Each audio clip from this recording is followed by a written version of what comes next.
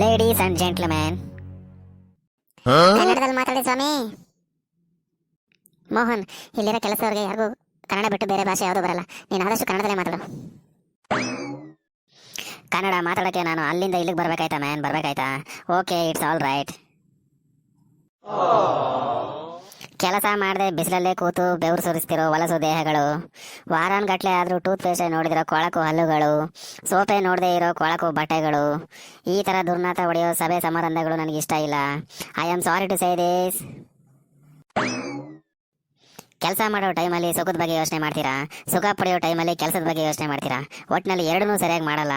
ಇನ್ನು ಎರಡನ್ನೂ ಸರಿಯಾಗಿ ಮಾಡೋಕ್ಕೆ ಇವ್ರುಗಳು ನಿಮ್ಮನ್ನು ಬಿಡಲ್ಲ. ಫ್ಯೂಚರ್ ಇಲ್ದಿರೋ ದೇಶ, ನೇಚರ್ ಇಲ್ದಿರೋ ನಾಡು, ಟೀಚರ್ಸ್ ಇಲ್ದಿರೋ ಸ್ಕೂಲು, ಲೀಡರ್ಸ್ ಇಲ್ದಿರೋ ಪಾರ್ಟಿ, ಪ್ಲಾನಿಂಗ್ ಇಲ್ದಿರೋ ಫ್ಯಾಮಿಲಿ, ಒಬ್ಬೊಬ್ಬನಿಗೆ ಒಂದೊಂದು ಡಜನ್ ಮಕ್ಕಳು, ಅದಲ್ಲರ್ಧ ಪುಕ್ಲು, ಇನ್ನರ್ಧ ತಿಕ್ಲು. ಮಾತು ಮುಂಚೆನೆ ಚಪ್ಪಾಳೆ ತಟ್ಟೋಗ್ಲೇ ಗೊತ್ತಾಯ್ತು ನಿಮಗೆ ಅದೊಂದು ಬಿಟ್ಟರೆ ಬೇರೇನೂ ಬರಲ್ಲ ಅಂತ. ಇಲ್ಲಿ ಕುಂತಿರೋರಿಗೆ ನನ್ನ ಮಾತುಗಳು ಅರ್ಥ ಆಗಲ್ಲ. ಅರ್ಥ ಆದರೂ ಅದನ್ನು ಬೇರೆಯವ್ರಿಗೆ ಹೇಳಲ್ಲ. ಯಾಕಂದರೆ ಅವನಿಗೆ ಇವನ್ ಕಂಡ್ರೆ ಆಗಲ್ಲ, ಇವನಿಗೆ ಅವನ್ ಕಂಡ್ರೆ ಆಗಲ್ಲ.